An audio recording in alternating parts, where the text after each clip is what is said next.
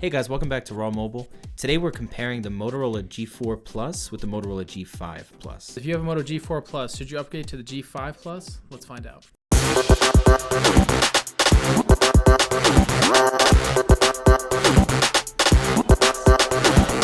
So when we're looking at the two phones, as far as design is concerned, I think obviously the G5 Plus is a nicer looking phone. I think most people would agree. It just...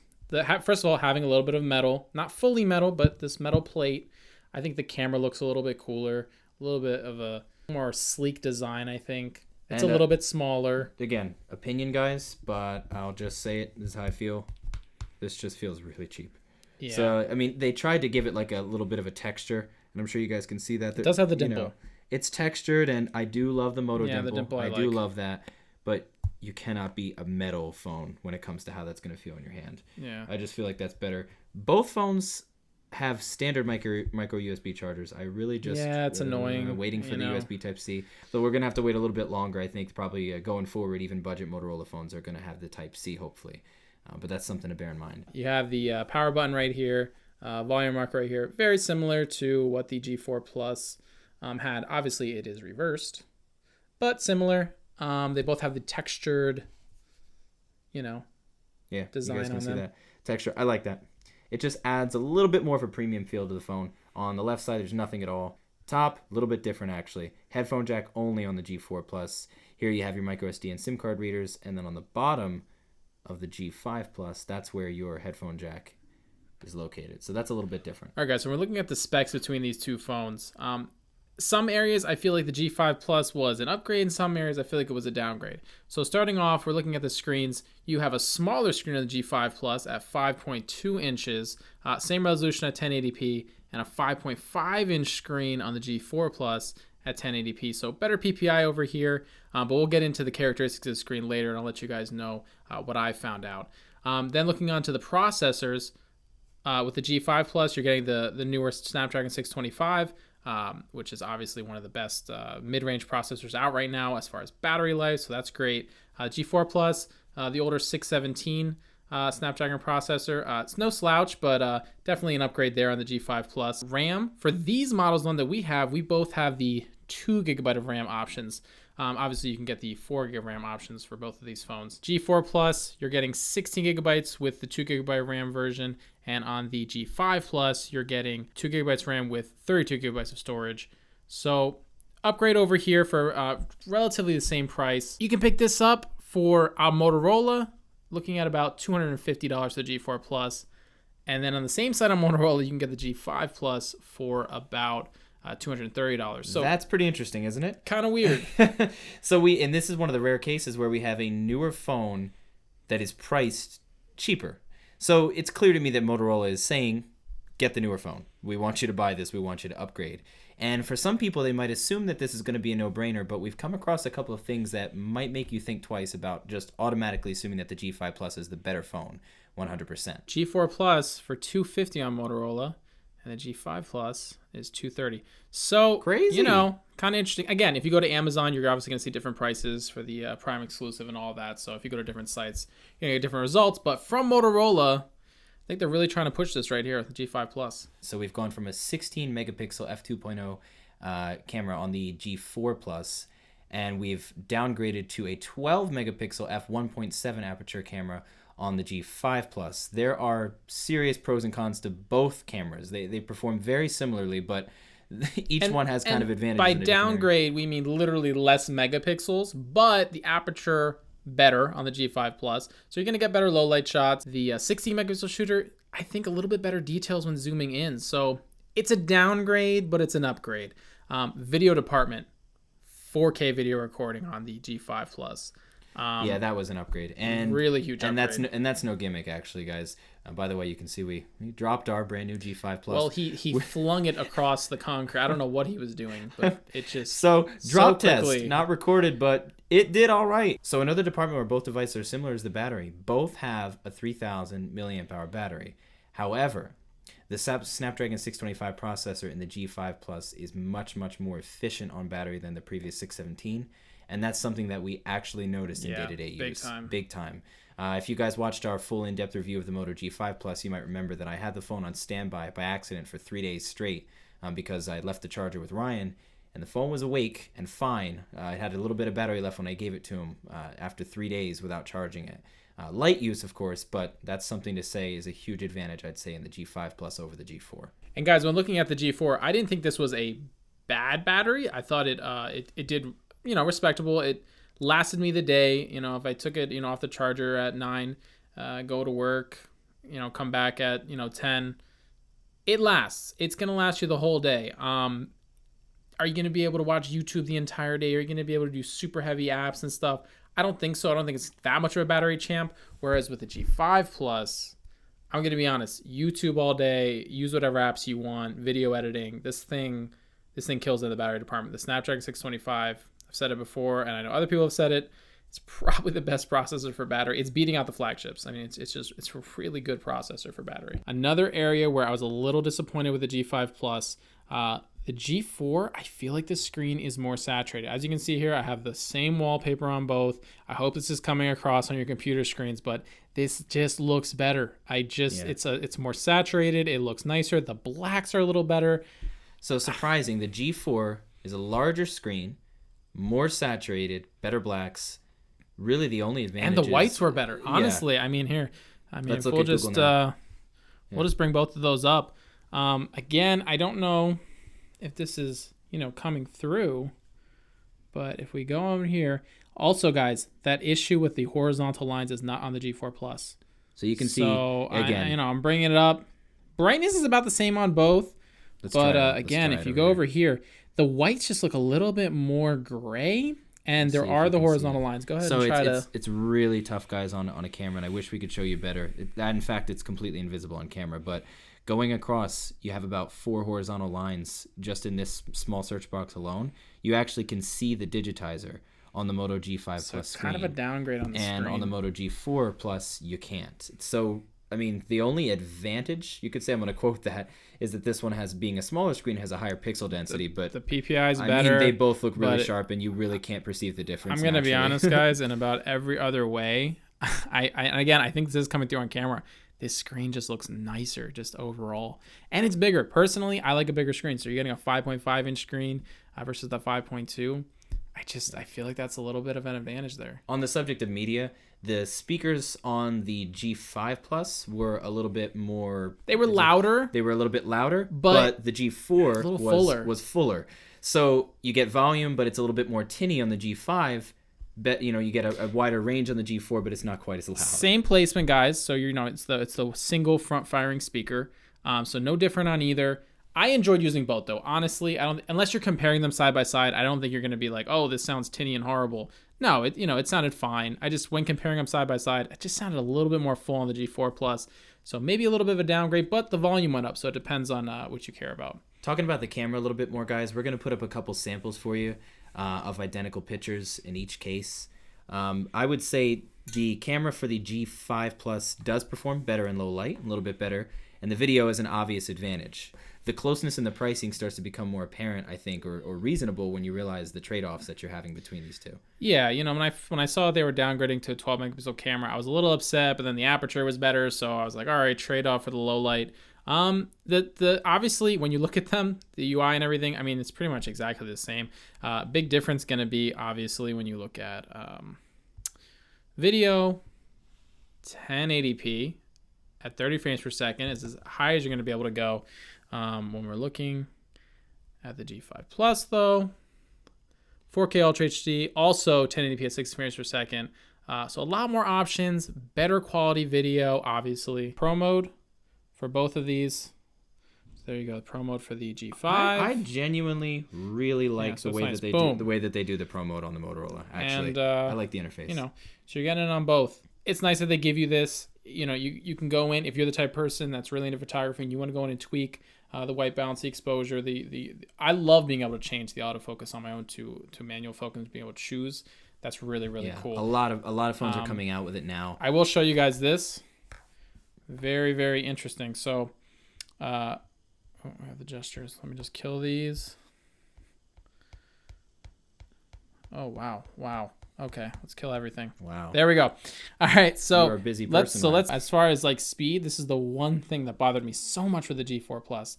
It's just everything was fluid and fine, everything was smooth, but now the camera's open.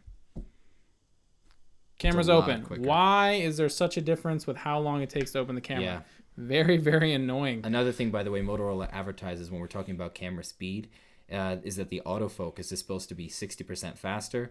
That is 100% on the G5 on the Plus. G5 Plus. That is 100% true. So Yeah, the autofocus on the G5 so, Plus far so superior. opening the app faster on the G5 Plus.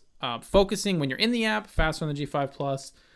Actual pictures though, some are better on the G5 Plus, some are better on the G4 Plus. Yeah, it just depends what you're looking for. Low light's going to be better on the G5. Yeah, low light was a little bit better. Detail and ideal lighting is going to be better on the G4. And of course, both being Motorola, you've got that twist to camera function, which I love. I can also do that. Yeah. It did seem faster. Can we do that again? Yeah. Actually, hold on. You ready? Ready? Here, wait. Force close. Let's just close out the app. I'm curious about that. I haven't tried it. You ready? 3, 2, 1, go.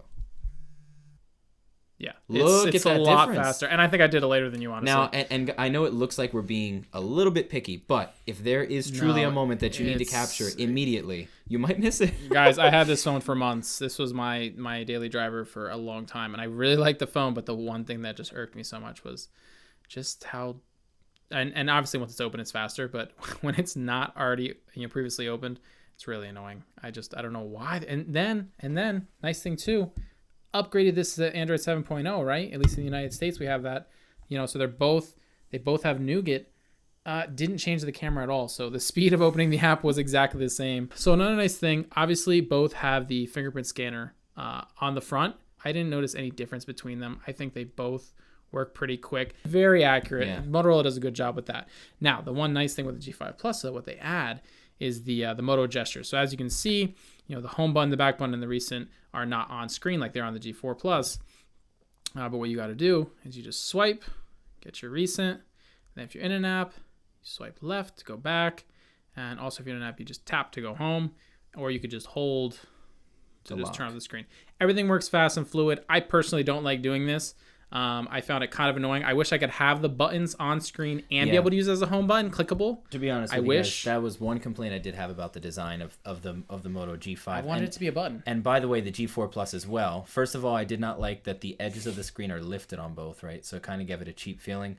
But there's such a big chin on the bottom, and just there's a lot of bezel happening. I feel like they could have just put it capacitive on screen. I personally leave it this way because I want the extra screen real estate. I like the fact that I have a big screen here somewhat, and I want to have room to fit everything that I can. I just feel like on every phone, and I felt this way even before when all Android phones were kind of having this, when you had like the Nexus devices had the same thing going on at the bottom. I feel like this is a waste of space. I just don't see a need to have that down there. I wish too that Motorola put, like on Samsung phones, they put the back and recent soft touch keys on either side. I just like that. I don't want it on the screen, but I don't want this hybrid, gesture thing, which I just really can't get used to. I know over time you could. I don't love it though. I don't think it's the best iteration they could have done. But again, it's just a matter of preference. You have an option on the G5 Plus, whereas you didn't on the G4 Plus. All right, guys. So looking at call quality, excellent on both. Motorola has always been really good with call quality. I have no issues using the speakerphone. They're both sufficiently loud, clear. I've had no drop calls, no issues, no static. People on the other line said it sounded good. So I think, again, going with a Moto, you're not going to have any issues with call quality. Benchmarks. 61,000 on the G5 Plus, 45,000 on the G4 Plus. About what we expect. This isn't like leaps and bounds better, but I think more importantly than benchmarks, I think people get caught up in this a lot. Just day-to-day use, you're not going to notice any issues with either. I think they were fluid. Apps open quickly. Maybe not the camera app on the G4 Plus, but for the most part, apps open quickly. Everything seems smooth. But again, G5 Plus with the Snapdragon 625 definitely noticeably smoother, and apps open a little bit faster. So I think it warrants the upgrade in processor, it was worth it. Other than just battery smoothness wise, I love. That's the other thing too, guys. You're getting significantly better performance and scoring obviously on the benchmark, but the battery performance is actually better as well. So there is really no downside to the upgrade, and the phone is cheaper. The G5 Plus, on at least on Motorola, is actually cheaper than the G4 Plus. So that's a big win for the G5 Plus, is having better scoring on the CPU itself, but also significantly better battery performance at the same time. So guys, overall, what does the G4 win in? Well, I'd say that it wins in the screen area easily. It's more saturated, it has better blacks, better whites. It's a larger screen. The screen is just an overall win for the G4 Plus, and that's pretty surprising considering that this is supposed to be an upgrade in every department, but in fact, it was a little bit of a downgrade, not just in the saturation on the G5 Plus, but also that digitizer. Once you see it, like we said in our full review, you cannot unsee it. Horizontal lines on the white screen. Once you start to notice it, you'll see it on every screen, and so that's a big deal, I feel, for the screen department. The other area where the G4 Plus kind of has the advantage a little bit is just the detail when you zoom into your pictures, because it's a 16 megapixel camera versus a 12. That does not in daytime photos, of course, and that doesn't necessarily mean that the G4 Plus has a better camera than the G5 Plus, because it depends what you're using your camera for. So I think when we look at wins for the G5 Plus, not going to be the screen, unfortunately, but I'd say battery life, number one. The battery life is amazing. Not only is it better than the G4 Plus, it's better than most of the flagship phones out there right now. It's better than the S8, which we have sitting over here. It's just an amazing battery life. Up next, guys, build quality. I mean, I know we said it. It's a little bit nicer. It's having the metal with the plastic. I think it's a nicer design. It's a little bit smaller. So that's definitely a win. Processor, 625. The Snapdragon 625 versus 617. Definitely a win. Better battery, better definitely performance. A win. It's a little bit more smooth, more fluid, so that's going to be a win. And then the camera, guys. So the camera, I'm going to have to give it the edge to the G5 Plus just because 4K video recording, the better aperture at f1.7, so better low light pictures, better focusing. I just think that overall, I think it is a better camera. The verdict on these two phones, if you want my honest opinion, if you don't have either phone and you want a camera that performs better in low light, the more upgraded processor and significantly better battery life, then you might as well go with the Motorola G5 Plus, because it is actually cheaper and has a better set of specs to show for that. Now, if you already have a G4 Plus and you're considering paying the money to upgrade to a G5 Plus, you might want to do a little bit of thinking. Maybe check on the news and see if there's another Motorola G line coming up guys, soon. you know what? Head to the Best Buy and look at the demo phone. Look at the screen. Yeah. See if you can, if that's going to bother you, the white lines are on the white screen, the lines, check it out. You got to see it for yourself. It's not going to show well in this video, but there are just enough upgrades to make it more worth it if you have neither. But I think there's a couple of downgrades that make you wonder if it's worth the upgrade if you already have a G4 Plus. Overall, they're both wonderful phones, and they're very well priced, especially considering what you get out of them. But there's just a couple of trade-offs that you want to bear in mind when you consider these two devices. So, in the end, if you had to pick one, which phone would you buy? If you didn't have either. Yeah, I've thought about it. It's even though the screen has the issues that it does, I'm going to go with the Moto G5 Plus. And this is why. Let me just justify my reasoning first. When it comes to media consumption, I really do media consumption on a tablet or on a computer or on the TV. I'm not somebody who sits and watches movies on my phone constantly. If I was, and this was my sole device for everything, I could not get past the quality of the screen. I don't think I could do that. But considering that I really use my phone as a phone, and I do use it for YouTube, of course. I use it for things, but primarily when I'm ready to watch a movie, I'm going to pick up a tablet. And so I'm going to give it to the G5 Plus as the better phone overall and better camera overall, and that's what's important to me. Guys, I'm going to have to agree. If I had to pick one over the other, and I have owned the G4 Plus, I would take the G5 Plus just because of Snapdragon 625 and the battery. I really care about battery on the phone, and this is like the king of battery life. So just that alone makes me want to choose it. So it kind of overpowers the fact that the screen, I think, is a little bit lackluster, not quite as nice as the G4 Plus, but like I said, the Snapdragon 625 makes up for it. All right, guys, so that's our full comparison of the Moto G4 Plus and the Moto G5 Plus. As always, if you like the style of these videos and you want to see more, definitely like and subscribe to our channel and put a comment below of a great budget phone that you'd like to see reviewed. And don't forget to follow us on Facebook and Instagram as well for more updates on videos that are coming up next. We'll see you guys on the next one.